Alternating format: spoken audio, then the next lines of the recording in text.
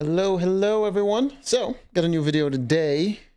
So apparently, Texas sugar daddy, you know how it is, caught on camera leaving his victim's college dorm room, I suppose. Well, I mean, hey, benefits comes with danger, and some people are out here playing with their lives. You think you're getting over on somebody, and things don't work out the way you want them to.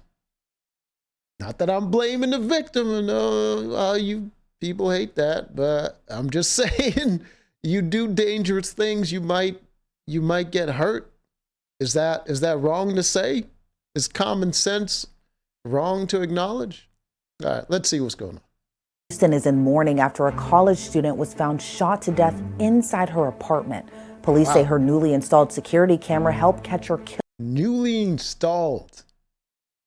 Wonder where she got the money for that. Damn. These old dudes, man. These old dudes, I tell you, there's a danger with a lot of, women just partying their lives away, not having kids and getting old and just having cats and shit and just being miserable and becoming Karens. But there's also a lot of old dudes that didn't have families early in life and they're just chasing success, and they get old and they're just like, mega simpish, and they're just sugar daddying and doing all this stuff, throwing money at young girls for some attention. Back in the day, you got the midlife crisis, you buy an expensive car and all that stuff. Even then, it was still about getting girls, but now they're just going straight to the source, just throwing money right in their faces, man. These dudes are weird. These dudes are weird, real weird. Anyways. Killer after someone recognized him from a sugar daddy website. We're discussing it all with a... They recognize him from a sugar... Not from the street, not from their local bar or whatever, from the website. My God. Retired detective. Welcome to Sidebar. A detective? A retired detective, and he got caught in the most obvious way possible. Hey, man, I mean, he wasn't practicing the criminal aspect. He was practicing the catching them. Presented by Law and Crime, I'm Elizabeth Milner. 21-year-old Muna Pandey, a Houston Community College student from Nepal who was studying to be a nurse, was found... I'm really confused. This woman has a professional job, and she had that goddamn ring in her nose. Okay. Found dead in her bedroom a little more than a week ago. Officials say she had multiple gunshot wounds, including an execution-style shot to the back of the head. Staff at Muna's apartment complex had originally found her body after... She's playing with the contacts and everything. They got an anonymous tip, which detectives say came from a male caller who didn't have caller ID. The caller said someone was dead in a specific apartment and just hung up. Detectives say they determined Muna had likely known her killer. Taking glamour pictures. Where is this? Is someone's office? Because there was no forced entry. The door was unlocked when the apartment manager went to check on her. According to court documents, investigators spoke with several of Muna's friends who said Muna, who lived alone, had an issue with a stalker about a year before she was killed. So she... Did she or did she not take his money? If you take somebody's money and they didn't get their money's worth, there's going to be some buyer's remorse. I'm just saying, that's a legitimate reason to be upset with people. That's why you don't take free things and you don't scam people. She had installed a motion-activated camera outside of her front door. Police say that camera caught 51-year-old Bobby Singh Shah pushing his way into Muna's apartment with a gun.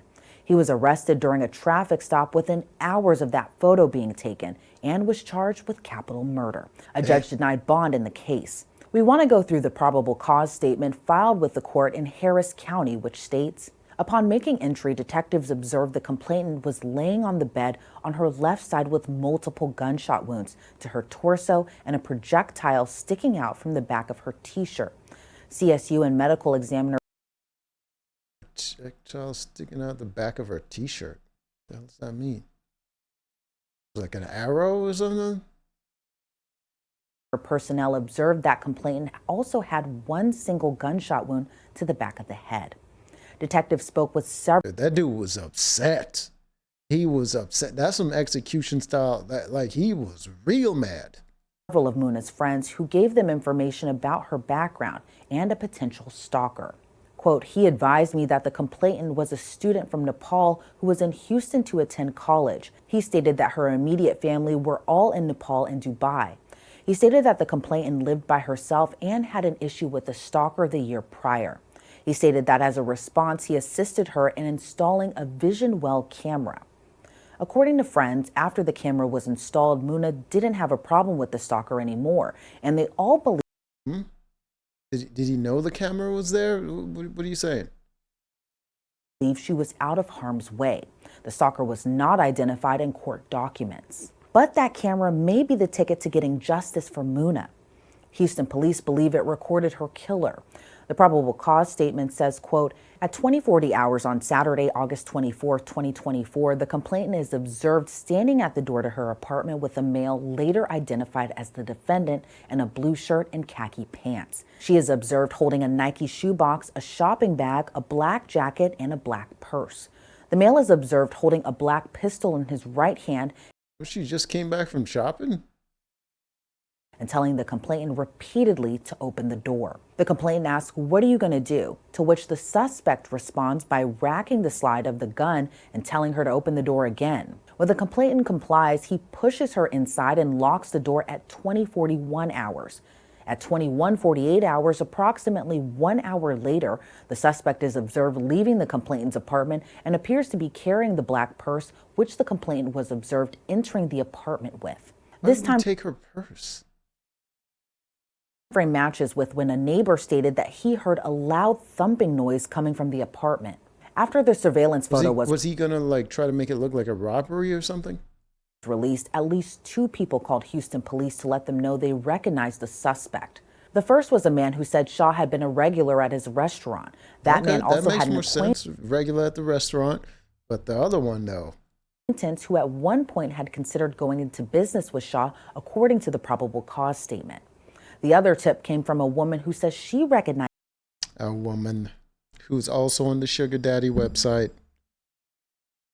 These ladies, man, like, I don't know, they're all happy and they all think that they're winning in life when they're getting over on somebody, but you're just creating enemies that you don't really need, and you don't know how bad things can really go.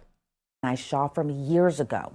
The probable cause statement reads, quote, on August 28, 2024, at approximately 1500 hours, HPD Homicide Division received a call from a woman who stated that she recognized the defendant from a post on Grizzly Hood News. I spoke to her, who I found credible and reliable. She stated that she met the defendant through a Sugar Daddy website in 2012 and knew him as Bobby Shaw. She stated that when she saw his picture, she instantly recognized him. Court documents, however, do not say how Shaw and Muna may have known each other, and they don't make any connection between Muna and any Sugar Daddy website. Police have not released a motive. Muna's friends started a GoFundMe to help bring Muna's mother to the United States from Nepal and to pay for her funeral services. What did just pay to get her shipped over there, right? According to the GoFundMe, Muna was an only child. Stories like this one are obviously tough, but they're important to tell. And part of the reason we're able to do so is from our great sponsors. Okay, I get it. Yeah, this story is wild, man. Let's see if there's more to it. Yeah, okay. Now they're just going to talk to a guy that's probably working as a detective and he's on a Sugar Baby website. Anyways, yeah, man.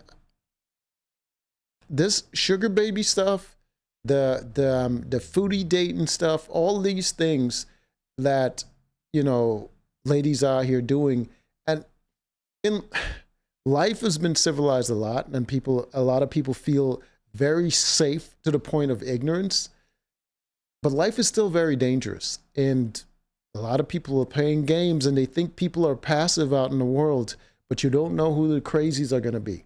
So you don't just go around creating enemies. You don't go around screwing people over. You don't go around doing all these things and thinking because you're getting away with it that it's never going to catch up to you. Yeah. Anyways, until next time.